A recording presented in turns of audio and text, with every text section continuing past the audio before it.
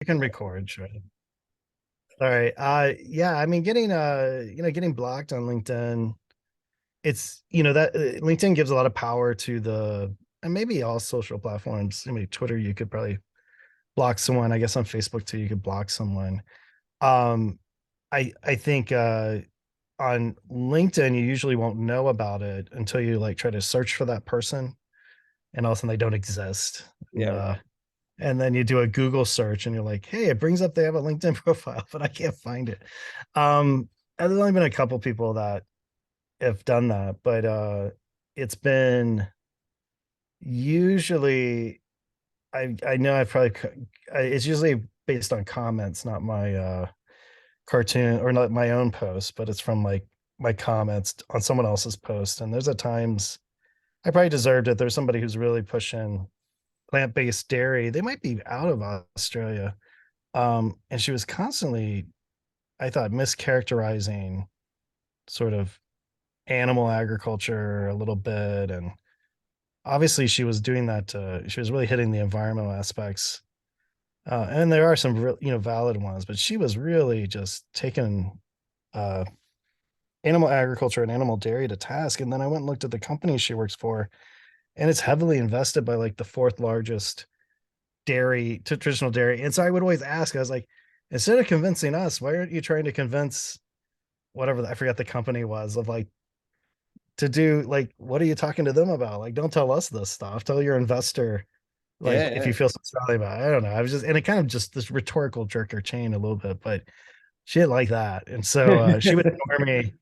And I just thought like to me it's like well maybe your partners will I mean it's just sort of the elephant in the room a little bit, but it's also that reflection of like, you know, that meat company or animal. I mean, they're diversifying, right? They're going to invest in everything, and um, but it was just weird to see her rhetoric, which was always about like the marketing push for her company was how bad cow based dairy was, how bad, and I just thought that was I don't know. But anyway, that's only I think that might be the only person. Oh, people from Regrow Ag, I've realized. Have it blocked I, you. I've been brutal on Regrow Ag, so I kind of accept my I think the CEO did block me. Anastasia, though I was like in a room with her in Minneapolis here during the innovation forum that they had here, future of food in the US. Um, so I think those are the two people. It's I still see Regrag itself, but that's been sort of my poster child for like some of this lack of um, independence and verification, and then also this very tight knit, you know, the companies that are reporting versus the companies that are supposed to be doing the measurements and all that kind of stuff. So, but yeah, I'm happy to show any cartoon. I don't, I could, I could bring Before them. we jump into the You can ask questions or whatever. yeah, Yeah. yeah, I've got one. Like, throwing rocks at the establishment when you kind of depend on that for consulting work and your university would How do depend I on can, working with them. How do you kind of um, reconcile the professional risk with making a joke? Like, how do you get that? Well, do you get it right? Yeah. um, I don't know if I always get it right. I mean, definitely with, at any moment, I mean, when I, I did my PhD at University of Minnesota here, and I taught an undergrad class. I was actually I was like this part of my duties with my PhD was to be this advised undergrads for the sustainability studies minor, and I created this kind of at night campus gathering, like an environmental film series, and it was tied to the class, but it was open to the public, and so we it went through the School of Agriculture, the College of Agriculture, and I had to create a site. And all I did was cut and paste the description of the movies we showed from the publisher. And then every week we'd say, okay, here this week's show is going to be this one. Here's what we're so we did King Corn. I don't know if you're familiar with that one. So No, no. King Corn came out in the late 2000s, and it was basically like, here's all the problems with chemical industrial agriculture. It went on farms. It was pretty critical of the corn industry, but mostly this monoculture, chemical intensive farming. If it came out again today, we'd be like, nothing's changed. But anyway, there was somebody from the Corn Grower Association in the audience. And after the film, we did have a couple of people, like university professors, talk, but we probably didn't make it super balanced. And afterwards, the film had already been shown, but I had the university reach out to me, the communications department for the College of Agriculture, say, we need to change the wording on on how we describe cane corn, because it says it sounds one-sided. And I'm like, well, yeah, I mean, it's that was the point of their so they wanted to go in and change the publisher's language to be softer. And I was like, well, we already showed it. Or they're like, well, no, the Corn Growers Association. So I got to see the reach back into a public university in the United States, a land grant by private industry, especially around agriculture. So all that's to say is that I'm surprised I haven't had some complaint from a company, especially where I live, and my university itself is, we're within the same metropolitan area as General Mills, Cargill, headquarters for both of those, Land O'Lakes, Wow. Okay. Target. So, um, yeah, none of them have come after me yet, but I don't think about it consciously too much.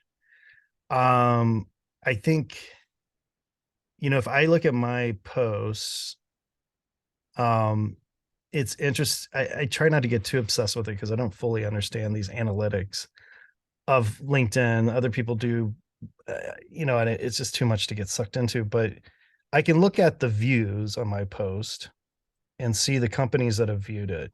And it'll always be a ton of views from companies where obviously none of those folks have chosen to comment on it or like it.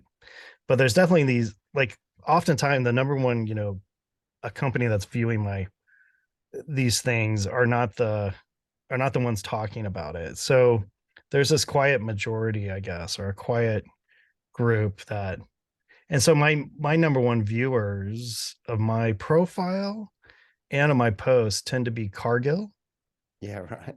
and WWF, of course, because I have a legacy there. And then sometimes University of Minnesota, but I have like it's most Regrow Ag was up there. I've been like on their radar for a bit. But no one's, the only retaliation I've had has been in the form of, I guess not uh blocking me, if you will. So I don't think too much about it when I post. I'm not trying to um yeah, you could, definitely if you talk to my wife or someone else, they would say Derric should be more cautious, or could be more cautious for the reasons you've mentioned, because the reason people don't post these things that I sometimes do is the fear of retaliation, the fear of opportunities. Someone from Amazon who reached out to me, who was a sustainability manager, um, she was involved with their web services and helping them develop sustainable buildings for their web services, and she is very frustrated with it. But she said, I can't talk, she wouldn't do even the chat. She kind of reached out to me, chat a little bit, and we kind of started to talk. And she said, oh, I need to do a Zoom call because I think Amazon tracks my social media posts. So I don't want to. No, So that was real fascinating. And so I've had a few people say that. Um, so I think on LinkedIn, it's definitely the number one place where people communicate about the topics we're interested in. Like, people market all the companies, their sustainability offices. LinkedIn is their main channel, and that's really why I started engaging more with LinkedIn. Is that when I heard more and more that, like, oh, this is actually where everybody talks, or at least advertises or greenwashes, whatever they do. Um, but yeah, so I don't think too much about the ramifications. I've definitely had a lot of, I sometimes joke to someone that I feel like I've become like my private messages inbox or whatever on LinkedIn has become sort of like this a place to do confessionals, So I'll get, people will come in and be like, yeah, I'll get messages or just like, oh, I really like that post, but man, I I just could want you to know I never do agree that. with you, but I could never say that. Or this is, and so I hear that a lot. I mean, I get a lot of those, um, which is frustrating in some ways because it's like, well, uh, I'm pointing out the obvious in some ways or making these some connections, but um, the challenge is like everybody's sort of uh, frozen by sort of realistic self-interest in terms of their jobs or their food on the table or you know driven by NDAs or whatever. So um, I think the line I more worry about is not trying to belittle people in the field in our profession, recognizing, and I probably don't do enough of like rah rah. I know you guys are. I know everybody's trying to do their best and whatever.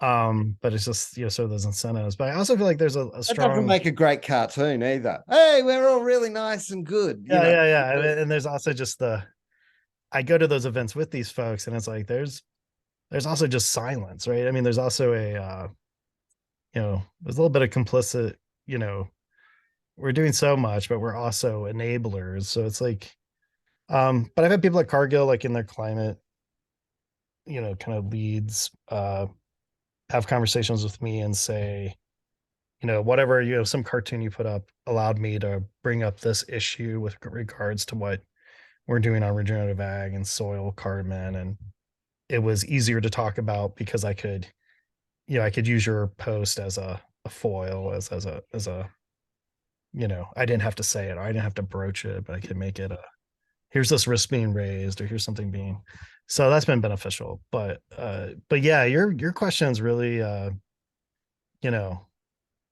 I think I had to make a decision. I probably am not going to work in a corporate sustainability office. But in terms of like future funding, that would probably be more of a concern, maybe. But I'm okay at the moment. Um, but yeah, I mean, in terms of the research and getting funding, um, surprisingly, a lot of that is more public funding than is private funding and or foundations. So yeah, I mean, I've been wrestling whether what has emerged that I do on LinkedIn, and the reason I met you is really just not even a side hustle. It's just sort of a I'm not paid to do it, and just something. It's me. It's mentally helpful for me, but it's definitely yeah. I have to decide if it's worth how much more to nurture it or go the other. There's definitely going to be a period where I'm gonna have to decide, put less into it or more into it, or be more serious about it than I have been. But yeah. Um and I've had a couple people ask about trying to use the cartoons or try to draw something, and I haven't fully um yeah, I'm starting, a couple times sort of engaged with that. But I was intrigued, like I don't know if any of these cartoons have any utility for what you do. but, Well, why don't um we bring some up I and can't. Yeah, I don't. Do you want me to do that or do yeah, yeah, you? yeah. I've made you a co-host, You so made me a co-host. Let me yeah. see what I can do. Oh my gosh. See if I can find these. Hang on, sorry, I'm just sighing because it's a No, no, that's all right. The other I'm thing I'm I was looking. I'll try to bring up some here. in Yeah, Australia, we have an expression called CYA, as in cover your ass. And I think what I enjoy about your cartoons is you're not trying to cover your ass. You're actually uh, you, not making excuses for people. You're kind of pointing out the hypocrisy when it's there, or pointing out there's a giant gap between what people are yeah, saying and what people are doing. I think that's kind of brave, and if you were to be cancelled for pointing out that Cancel. everyone's That's what got I'm no doing. clothes, you'd be morally right, but fuck it broke, right? Like Yeah, I got to worry about being. uh it's interesting. I think if I do get canceled from a kind of a harsh professional way, it would be Cargill or General Mills, I think, coming after me. Because of, I mean, there's buildings on my campus called the Cargill building, sponsored by Cargill. It's like a GMO building. So let's see. Um, so what I share here, just this is something I made fun of. Yeah, let's see. I well, may let's talk to this one because you guys had the grant. Sorry, it was passed as like a repair bill, infrastructure repair bill, but it oh, was right. This is about our public yeah. incentives. Do you want to talk me through, or for anybody who's going to watch the video, if anyone does, what was this cartoon about? Yeah. Oh yeah, I mean this is we in the US, I don't know if Australia does this, but green payments or public incentives to farmers to adopt or do better management practices, and those can be either not farming and letting land go back to its natural state for habitat for wildlife, or it could be incorporating on-farm practices to traditionally to focused on reducing uh, nitrogen and phosphorus sediment loss into the waterways. So we're reducing that impact, and that's been sort of the traditional conservation incentives. So they've either been take your land out of production for a period of time, or here's some cost shares to do different practices. But it all involved paying the farmer to some extent, and so the recent uh, you know within the US, which is I guess very different than the EU. Again, I don't know for sure in Australia, but in the EU we see the big emphasis is pretty top down, right? They're coming after agriculture industry and just industry in general around reducing emissions and and other environmental impacts. They're coming top down with either taxes on carbon, or they are requiring disclosure and reporting or showing improvements. That is quite different in the US, where in the US, you know, our farmers, and I would say also the companies that buy from the farmers, they benefit from this sort of, you know, don't tell me what to do. It has to be bottom up. Don't use sticks, use carrots. So like, yeah, we want government intervention, but only you giving us money. And then even at that point, we don't want you to tell us what to do with the money. but we but we definitely don't want that government in the other way where it's like doing, so it's like you want big government, but you want it in the form of like Largesse. dollars coming in, right?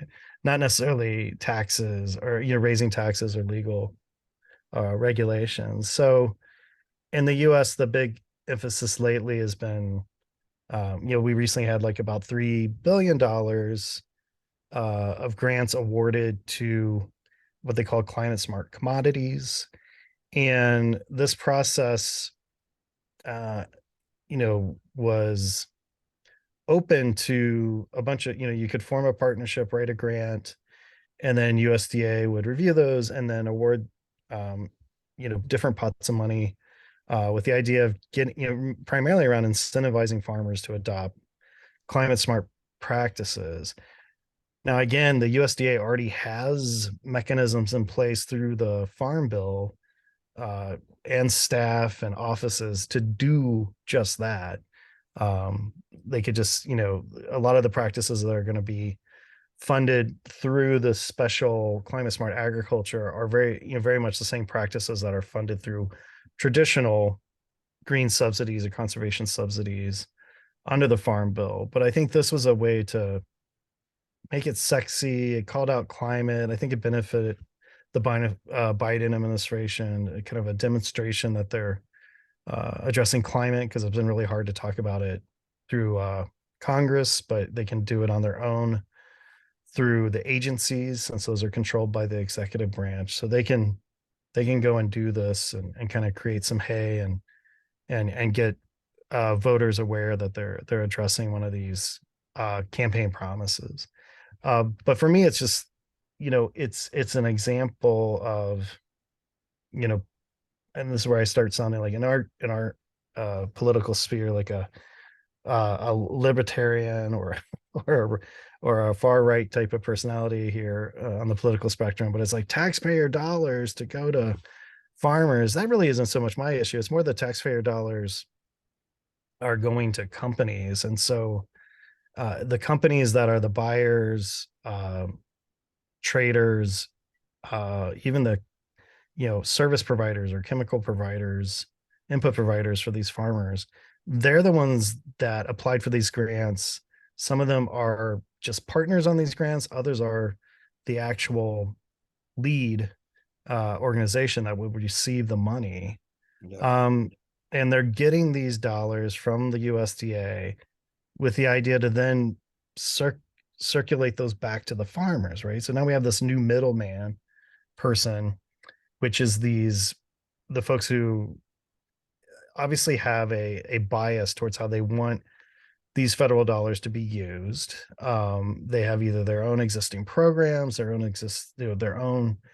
objectives, whether it's like I need, I'm a publicly traded company, I got to report my my GHG impacts, agricultural supply chain is my main problem. Okay, I can use these dollars to mitigate my supply chain. So you get kind of a double whammy. You get the government to pay for those, uh, you know, to basically cover those uh, upstream costs in your supply chain for producers to do something more sustainable. You maintain in terms of your market or your procurement sort of cost parity because you're not paying much there. And then so you can get away paying the same amount. You get the environmental benefit, it's on the taxpayer dollar.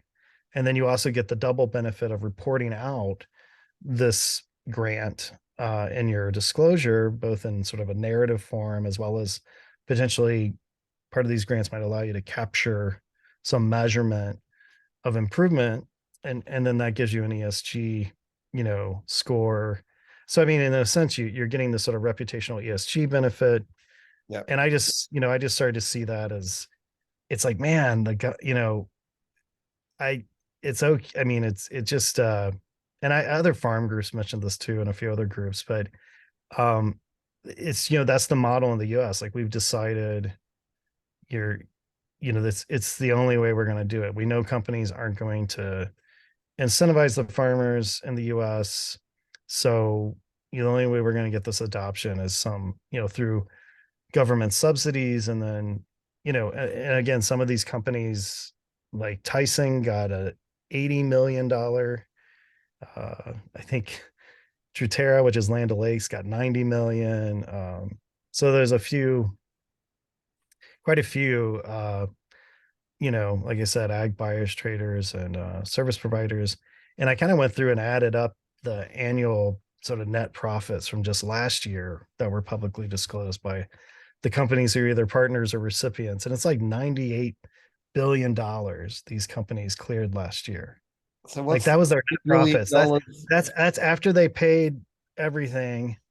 Those Yeah. are the profits, right? And you're sitting here going like, why does this industry need $3 million of taxpayer money to do that? I mean, it's like this is, that's such a, it's a small amount if they compared, it's a drop in the bucket, it's a percentage maybe or something of a couple percentage points, but so that's part of where this was. And then just looking at a lot of the NGOs, Environmental Defense Fund, which is based in the US here, but I think does some things globally.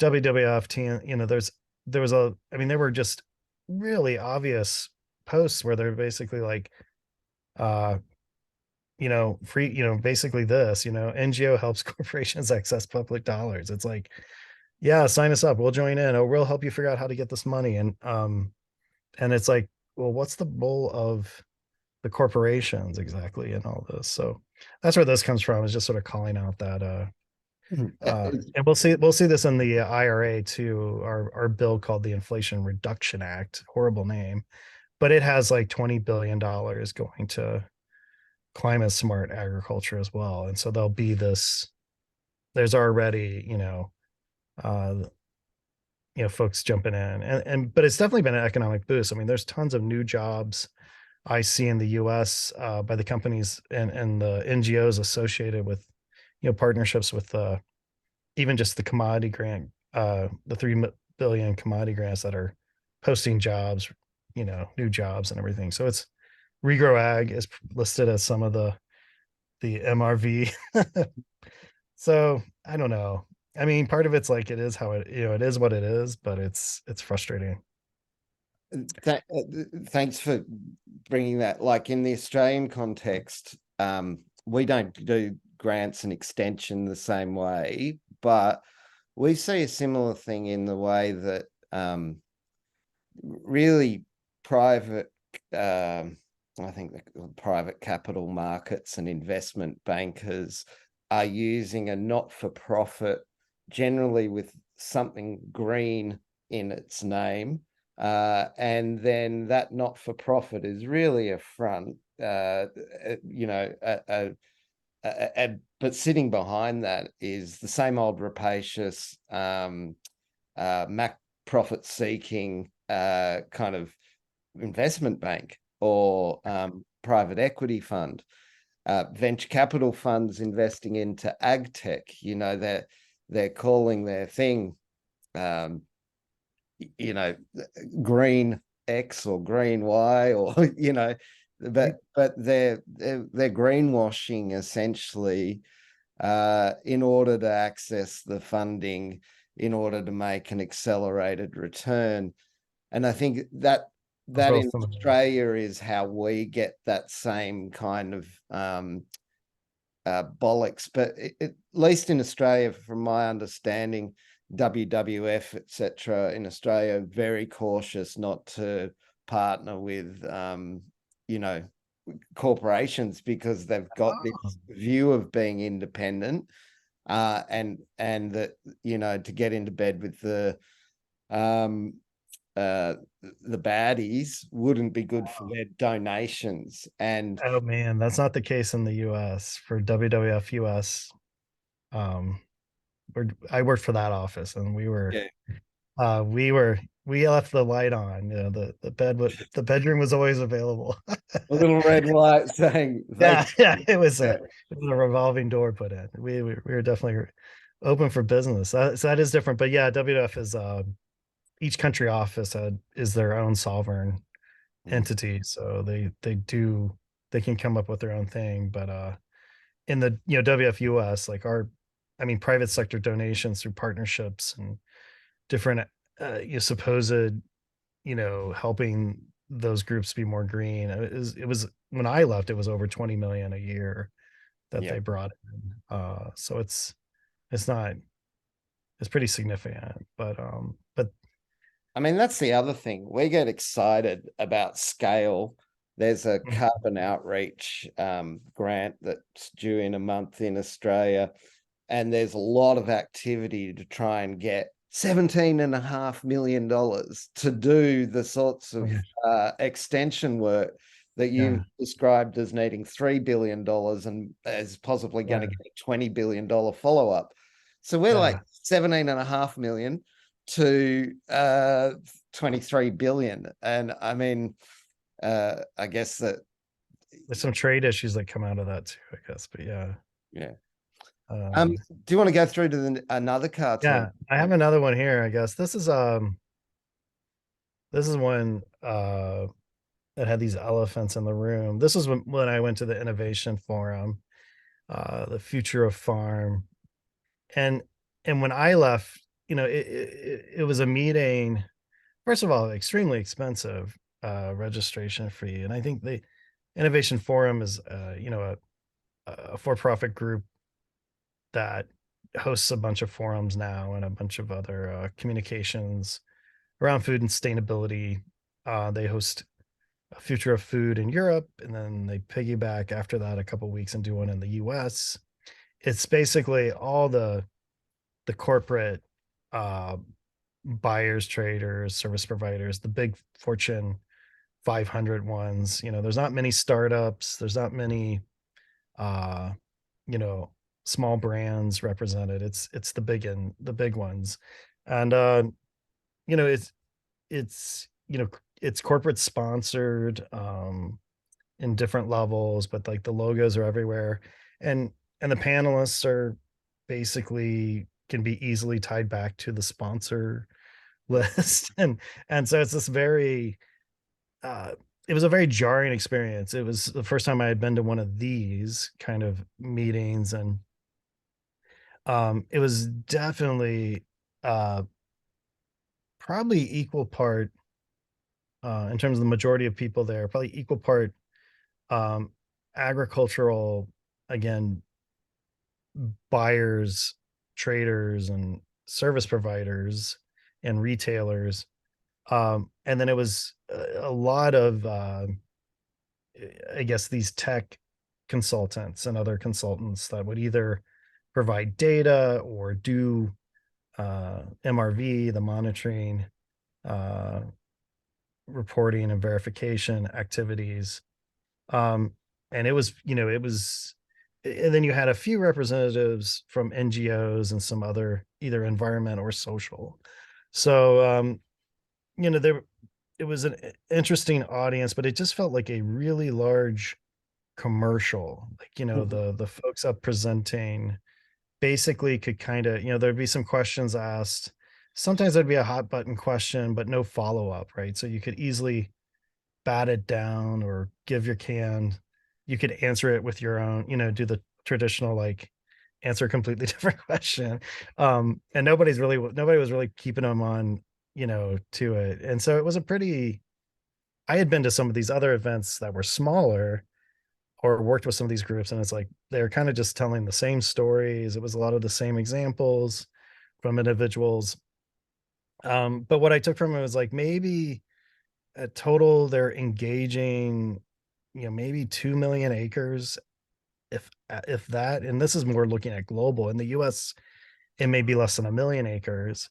And they're talking about regenerative, and they're talking about all these projects, and they're talking about we need collaboration, and they're talking about how it took us 3 years to come to an agreement with our growers like Oatly to kind of work with their oat farmers in Iowa to come up with for them to do more sustainable practices. And they had to build all this trust and meet back and forth. And I don't know, it's like it took you 3 years to do that. It's like you guys are supposed to hit these targets in the next 4 years, 5 years, right? And it's like you don't have 3 years to sit here and work with like uh one mill or processing facility. So it was, Iowa itself has like 36 million acres of ag land.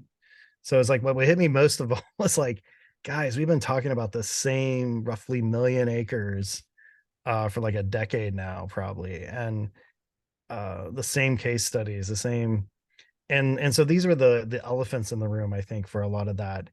What we didn't have were like farmers there uh at all. There was a few what I would call token farmers in the that were presented Yep. as I think invited to be on panels. Some of them were like one was like an awesome regenerative farmer in sort of a very progressive way. His chickens cost like $25 to buy for a whole chicken. He's doing some really cool stuff. Very, and you're sitting there going like, what, it's great what he's presenting, but it's like, and you got people sort of nodding their heads and applauding, but it almost felt a little bit like patronizing as well to the farmer of like, this is unrealistic. We'll never do this. But uh, and then there really wasn't any other farmers, and then there was no conversation at all about corporate profits. There was very little conversation about what how much should the private sector or basically the market or the corporations themselves directly uh, contribute to the cost of being regenerative or all these goals. Um, there was, tied to that was this underlying issue that the only person that mentioned this was Kroger came out and said, hey, all of us are basically, being told to, minimize costs, right? Like we all have a cost mandate, which is a sort of cost parity desire. Like every link along the supply chain is trying to do this, where it's like I'm going to my, upstream and I'm saying, give me these sustainable products, but at the same time I'm coming back and saying, yeah, this will work because we're going to pay the same amount and maybe we can charge someone more, but and then they turn around and then their person's saying, no, no, no, you got to charge no more for this. So there was like this sort of cost parity, cost mandate kind of elephant sitting there. Yeah. Um, and then the last one was just the people that were in charge of a budget at these companies that would actually, kind of be responsible for if there was a direct purchase or contract. There were no category managers, there were no procurement people. So nobody in the audience even had a budget, right, uh to control in this space. So it was this those were sort of my uh you know takeaways from my meeting. These were the elephants in the room during that meeting. And I had a lot of people, agree on this point. Even people that went to it, I had sort of separate messages from that. And I imagine that's similar. It seems like that's kind of the challenge in general with a lot of the at least for the big ag producers, and they're Uh, they're up against sort of cost issue. So yeah, let me give the Australian context. So we've got a carbon price coming in, and roughly speaking, a cow will be about $2,000 worth of value, and the carbon associated with that cow will be about $45. Now, who's going to wear that cost is the question. Everybody's expecting the farmer to right, produce carbon neutral cows so that they can be a carbon neutral abattoir, so that they can be a carbon neutral patty processor, so that McDonald's can have a carbon neutral beef patty for right, the world, right? right, But somebody's got to eat that $45, and nobody wants to send a price signal that we're going to pay this much for carbon neutral. And so it's a chicken and an egg, but they've sort of like a game of chicken. They've got 12 months. The 1st of July 2024 is when all this reporting kicks off in Australia. And that, somebody's got to give a price signal, or it'll go to shit. The well, other thing that is really interesting, maybe from reflecting the Australian perspective, is when you were talking about that million versus the 36 million acres in Iowa, being like a case study, but still, such an insulated example. Was talking to one of our research and development corporations for the cotton industry, and this kind of dry old fellow Warwick goes, you know what? Pilots never fail and pilots never scale. And I was like, that is brilliant, right? Because oh man, I go into grants where you're getting into competition between us saying we'll enable the farmers to invest in their on-farm assets, produce the carbon and biodiversity to make themselves net zero. It's really about equipping them with the tools and the advice and the access, rather than paying for trees and fences. But I'm competing with that message against people who are saying, well, we're going to do 2 farms and we're going to subsidize the cost of trees by 50% of what is right, normal. And, right, that'll create a demonstration site. And the government in this case is kind of blind to the fact that anybody who comes to that demonstration site is going to cross their arms as another farmer and go, I can't replicate that unless I'm right. also getting my trees cut in. Same amount, right, Yeah. And so I think this, what we fund to present to the world, never, it never exposes any warts, never fails, never right, also scales. It's not realistic, and therefore it's not about systems change. It's just about fluff pieces and being able to congratulate yourselves at these sorts of conferences. So, and we have Yeah, those sorts of that's exactly conferences what as this. well. Yeah. Yeah. Um, I one comment I thought when you said that about the never what do you say, pilots? Never fail and pilots never scale. Yeah. Um, one of the panelists, it was from a corporate, I can't remember who now, but which corporate, but they said they caught themselves. They said pilot project, um, or a pilot, and they said, "Oh, pilots afford is a dirty word. We don't say pilots anymore. We say projects." So everybody was referring to what was yesterday's pilot as today's project, and I think it is the perception that the pilots are these one-offs, unscalable, um, and there is a lot of, I mean, and that's where some of the sustainability offices, I heard General Mills say, well, we basically have this philanthropic slush fund that we can do these pilots with, right? So we can pay these 10 farmers maybe something and talk about, and I think part of what drives that is that if you go look at, and I've done, gone and looked at CDP disclosure standards for their climate questionnaire, and look at the responses from PepsiCo, because I do work with PepsiCo disclosure. I have funds from PepsiCo. Though if you follow my post, you would say you're not ever again going to have funds from PepsiCo. Enjoy it while it lasts, Derek. Uh, but they're one of mine. Anyway, but you read through their disclosure statement, and it's like this pilot project around paying cover crops and giving farmers $10 an acre, working with sort of an NGO to sort of facilitate it. Even though cover crops, like just rye cover crops in the US, average around like uh it still costs around 40 to 50 bucks an acre. So it's not a it's a you know it's a cost share that's maybe it's relatively small, maybe like 20% of the cost. And so there I went through 3 years of CDP disclosure on climate, which is a big part of what Pepsi does, and leads to their sustainability report. And they basically had cut and pasted the same language, the same case study 3 times. Like it was verbatim cut and paste.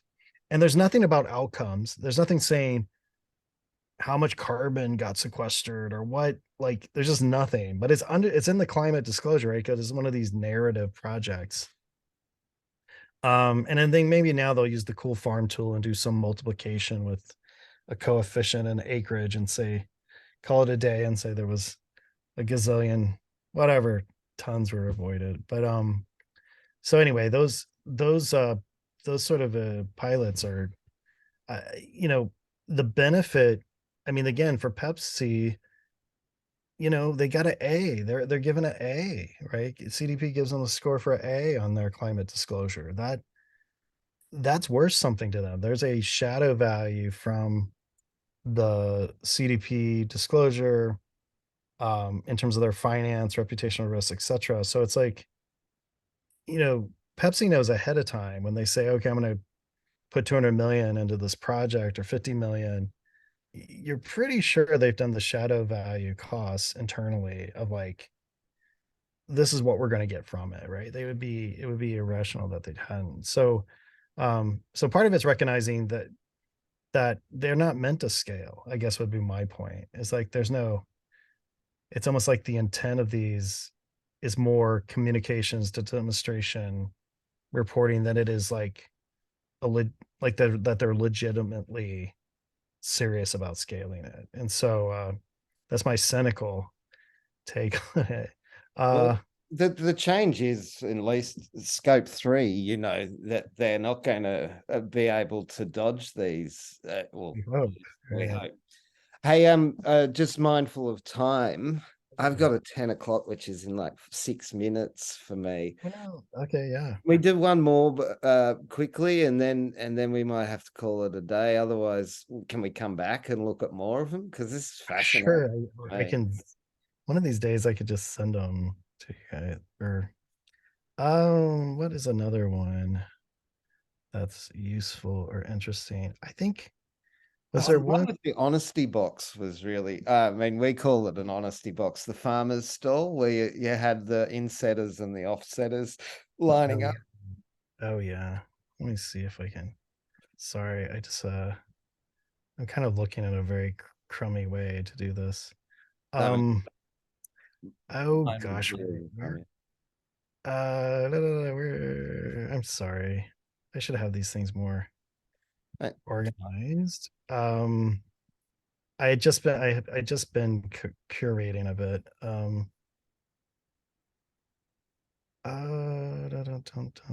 Yeah, the end setters. How are you guys addressing that language? Uh, they're really offsets, right? I mean, they're in a sense an it offset, but depends. they're inside the supply chain, right?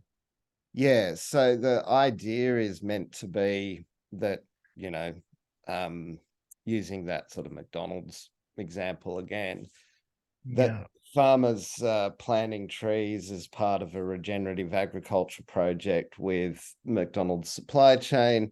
Those trees end up using a method in Australia, generating either carbon credits or CO2e, equivalents Yeah. under Vera or gold standard or whatever. Yeah. And then the farmers are becoming climate active, net zero, or they're retiring carbon credits. We had a Yeah. situation where it's changing, but where farmers couldn't use their own carbon credits sequestered from planting trees to mitigate. So they were buying Brazilian wind or Indonesian rainforest credits, Mm. and calling their beef carbon neutral. The more authentic way of insetting is that they are able to generate their own carbon credits through soil or planting Right. trees, you know, Right. Right. Right. and um, so for us, the question becomes for the farmer, well, if I sell to the supply chain, I'm going to get maximum price for my beef or wool or wheat or whatever, Yep. but they're not going to pay the same amount as the coal, oil, and gas guys in Australia who Mm. have no way or less ways of reducing their emissions, but are compelled under what we've got is a safeguard mechanism, which brings down the net contributions. So Oh, you're going to end up having farmers go, hang on, I could sell the carbon I've sequestered through these trees to my supply chain, and they're expecting me to suck up the cost, or pay me, $30 a ton, or I could sell this to the coal, oil, and gas guys and get $70 to $100 a ton. And then I'll go and buy Indonesian rainforest credits or Brazilian wind farm credits, and I'll net my beef out using international CO2e.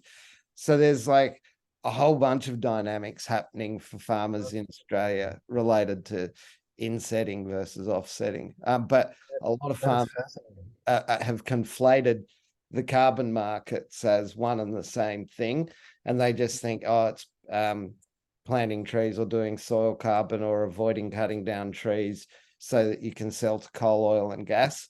And a lot of them haven't been hearing from their supply chain because there's this game of chicken. The supply chains don't want to pay for the carbon, they want the farmer to suck it up. And so Oh, they've not been educating farmers at all about the need to report and baseline, but they can't right. keep it a secret for much longer because it's happening. Yeah. Yeah. So this is where Microsoft is. Yeah, Microsoft is an investor in Regrow Ag, Mm-hmm. which is you can argue because they are very much interested in offsetting. So they have a interest in obviously there's the business itself, but they also benefit from the outcomes of the reporting. Yeah, McDonald's, right? Obviously they're insetting, trying to go in their supply chain. The whole point here was really at the time was just the Microsoft. Obviously, this is not their supply chain. Corn. Well, I don't know if there's any derivatives of corn in Microsoft products, but they're basically trying to, offset. But I was just thinking this guy with these glasses here, and now this is totally backcasting here on my part, not that I was aware of it, but this guy, I didn't know who he should be, but I just saw an ad today, and then what you said, I saw an article today or an advertisement of Shell is now working in the Midwest US, partnered with some groups to do agricultural inset, I mean offsetting, right?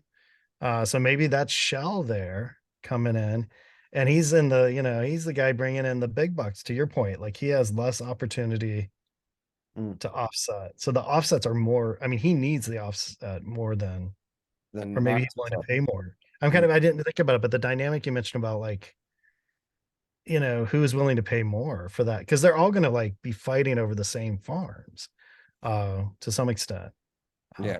anyway, well, I better let you go to your next meeting, but I appreciate you taking the time. Man, Derek, Uh, so much appreciated you taking the time. And mate, keep fighting the good fight. I hope Pepsi and all yeah. those other amazing organizations that support you continue to do so. And that, Oh, yes. I yeah. appreciate, yeah, the frank talk. Anytime, definitely. I look forward to following your posts. I definitely want to dig deeper into what you guys do for your, just your organization, because I've only just been on the website and catching snippets, but it sounds really pressing and important to moving us towards where we want to go. So applaud your guys' work. Thanks, mate. Yeah, All all the right. Well, farmers. I'm gonna end this recording. I'll send you a copy